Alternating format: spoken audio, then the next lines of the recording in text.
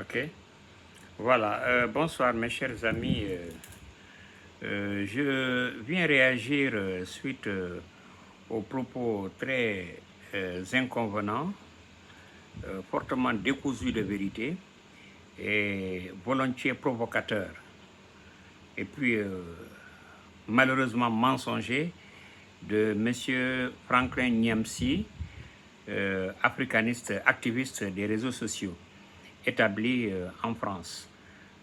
Suite aux attaques en effet qu'il a perpétrées contre les leaders président Bassirou Diomaye Faye et monsieur le Premier ministre Ousmane Sonko du Sénégal, c'est une insulte très grave qu'il a faite à l'endroit de toute la nation et du peuple sénégalais. Pourquoi je le dis? Parce que ce monsieur, il surgit comme ça et il se met à attaquer des dirigeants qui sont fraîchement élus depuis à peine 3 mois par près de 18 millions de Sénégalais.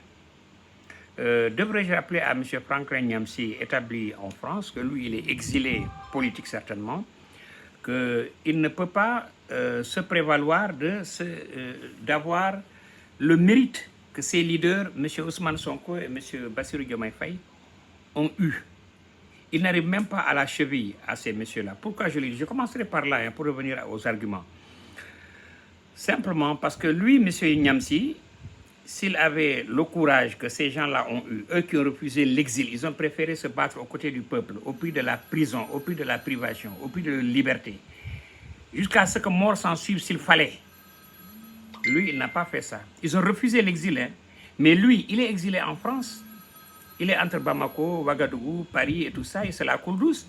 C'est trop facile d'être dans son bureau comme je le suis là, de vociférer, de parler, de dire n'importe quoi, de manipuler l'esprit des jeunes et des Africains. C'est trop facile.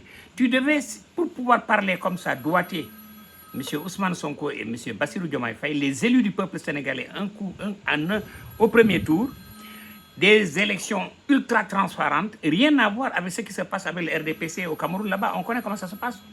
Moi, j'ai fait l'Afrique centrale, j'ai fait le Cameroun. Hein. Okay? On connaît comment ça se passe au Cameroun.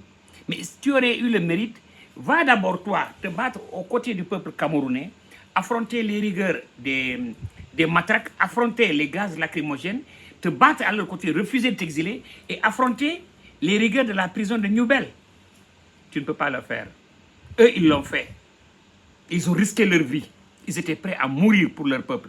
Et le peuple les a accompagnés. Si tu avais un tant soit peu de dignité et d'honnêteté intellectuelle, tu serais parti faire comme eux. Et après avoir réussi à faire comme eux, tu pourras maintenant venir les tutoyer.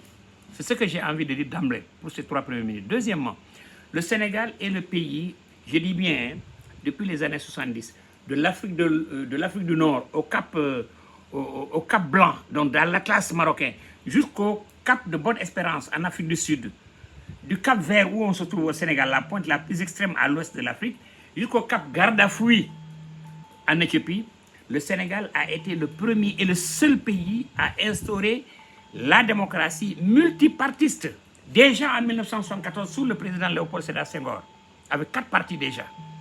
Ensuite, cette situation a été renforcée par l'arrivée du président Abdou Diouf, qui a promulgué une loi en mai 1983-84, si j'ai bonne mémoire. Bien avant qu'aucun pays africain, je dis bien arabe et noir confondus, n'ait accédé à la démocratie multipartiste. Les vrais multipartistes, hein, je dis bien partis d'opposition, hein, d'opposition radicale. Il a fallu pour les pays comme le Cameroun, ton pays d'origine, et d'autres pays africains, que M. Mitterrand vous convoque à la Baule en France et vous intime l'ordre d'instaurer le multipartisme. Et à travers les conférences nationales qu'on a vues, que ce soit au Bénin, que ce soit ailleurs, que ce soit au Gabon, etc. etc. Mais le Sénégal n'a pas attendu ça. Hein. Le Sénégal était dans le multipartisme déjà bien longtemps. Donc la culture politique sénégalaise, les Sénégalais sont leaders en matière de culture démocratique. Donc le Sénégal n'a pas de leçon à apprendre, mais à donner à tous les pays africains. Je dis bien aucun pays d'Afrique, parmi les 53 États, à l'exception du régime de l'apartheid de l'époque. Le Sénégal a toujours été leader. On n'a pas attendu les injonctions d'un toubab, d'un blanc, hein, pour aller instaurer la soi-disant démocratie, qui est toujours soi-disant. Elle est comme à la démocratie au Cameroun. Mais si tu as des leçons à donner, va au Cameroun, va te battre aux côtés du peuple camerounais, comme l'ont fait M. Bassirou Diomaye Faye, sorti de prison avec M. Ousmane Sonko et aller au palais.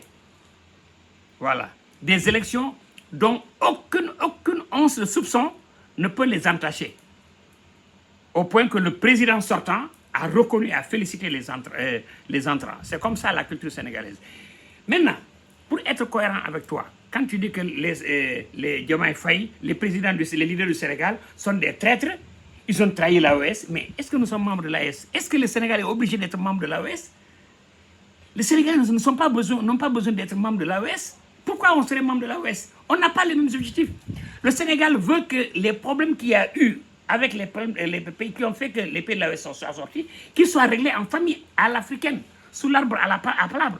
Le Sénégal ne veut plus de cette implosion-là. Les leaders veulent qu'on réconcilie, on essaie de voir où est-ce qu'il y avait des disparités, des divergences, qu'on se retrouve en famille africaine avec nos 16 États membres de la CEDEAO, au lieu de s'éclater. Voilà la vision du président Bassirou Diomaye Faye et la vision du leader Ousmane Sonko. Tout simplement. Donc c'est un crime. Vous voulez, quand l'ambassadeur de l'Ukraine a fait sa sortie là, pour féliciter, se glorifier du fait que l'Ukraine a sauvagement aidé à détruire nos forces frères et sœurs du Mali, à Tinzaouaten. Mais le Sénégal n'a pas attendu d'injonction. Le Sénégal a immédiatement convoqué l'ambassadeur d'Ukraine à Dakar. Elle a vertement tensé, lui a rappelé ses obligations. Elle a mis en demeure. Et immédiatement, l'ambassade a effacé toutes ses communications au niveau de Facebook. Tout ce qu'il avait dit. Mais ils ont effacé, ils ont supprimé. Mais qu'est-ce que vous voulez que le Sénégal fasse? Ils ont protesté, ils ont immédiatement convoqué l'ambassadeur. Lundi matin, à 9h, le monsieur est venu. Ils lui ont dit ce qu'il lui a dit. Le monsieur a effacé. Et puis ça continue. Vous vouliez quoi? Qu'on renvoie l'ambassade de l'Ukraine pour après encore revenir encore avec l'ambassade de l'Ukraine? Mais soyez cohérents. Pourquoi vous voulez que le Sénégal fasse ce que toi l'activiste, tu veux? Monsieur Assimi Goïta, Ibrahima Traoré et monsieur Abdourahmane Tiani sont mieux placés pour comprendre et parler au président Bassirou Diomaye et au leader Ousmane Sonko. Ils se sont parlé par rapport à ces incidents. Le Sénégal a mis un coup fort. Qu'est-ce que vous voulez qu'on fasse? Et le Sénégal, c'est un pays de dialogue. Hein? Nous, la politique, ce n'est pas l'inimité, mais c'est l'adversité. Le Sénégal n'est pas en guerre avec l'Ukraine, avec la Russie. Le Sénégal est neutre dans le problème ukrainien, mais le Sénégal a pris fait et cause et solidarité avec le peuple frère du Mali. Et ça ne date pas d'hier et aujourd'hui, ça ne date même pas de ces livres de Ousmane Sonko. Ça a été avec M. Macky Sall, ça a été avec M. Abdoulaye Wade et le Kosewa. Le Sénégal a toujours eu ces doctrines panafricanistes. Et leader, je vous rappelle, je vous renvoie à la négritude, à Nation nègre et culture de Senghor. Je vous plutôt du professeur Cheikh Anta Diop et de Théophile Obenga. Je vous renvoie aux thèses, aux écrits, aux œuvres du président poète Léopold Sédar Senghor. Déjà avant les indépendances des pays africains, les Sénégalais se battaient déjà. Vous connaissez l'histoire des tirailleurs sénégalais. Et même avant, vous connaissez l'histoire de Blaise Diagne. Je vous renvoie à vos chères études académiques. Monsieur Nyamsi Franklin. Et toute personne qui s'identifie à sa doctrine de dénigrer les élites du Sénégal. Le Sénégal, c'est un pays leader. Historiquement, politiquement, on a une culture politique qui est en avance par rapport aux autres pays africains. Il faut l'accepter. Vous avez le complexe d'infériorité. Toi, tu peux penser, tu peux doiter les leaders du Sénégal, mais c'est méconnaître l'histoire. Hein? Les Sénégalais vont aux urnes depuis les années du 19e siècle. Eh oui, monsieur, le 19e siècle. Bien avant les indépendances. On vote. On vote à Gorée, on vote à Rufisque, on vote à Saint-Louis du Sénégal. Bien avant les indépendances. Donc le Sénégal n'a pas attendu. Le Sénégal est leader, c'est une locomotive en matière de démocratie. Et le Sénégal a été pris en exemple même par le président Bongo à l'époque. Quand on parlait de multipartisme et de démocratie, le président Bongo avait pris référence sur le Sénégal. À l'époque où la démocratie était balbutiante dans vos pays et nous on était déjà loin. La preuve de la maturité sénégalaise qui n'existe pas ailleurs, c'est qu'il n'y a jamais eu de coup d'État chez nous. Il n'y a jamais eu de coup d'État, il n'y en a pas, on ne connaît pas ça. Nous, tout se règle par la voie démocratique, par les urnes. On se bagarre, on fait des luttes démocratiques, même au prix du sang. On n'a pas la culture de prendre les kalachnikovs, de tirer sur des gens, non, on n'a pas ça. Pour nous, tout doit se régler de façon démocratique et de façon de dialogue. Ce qu'on appelle, il faut savoir ce qu'on appelle la culture de la teranga. Le Sénégal est un pays de la teranga. Va chercher à savoir ce que ça veut dire.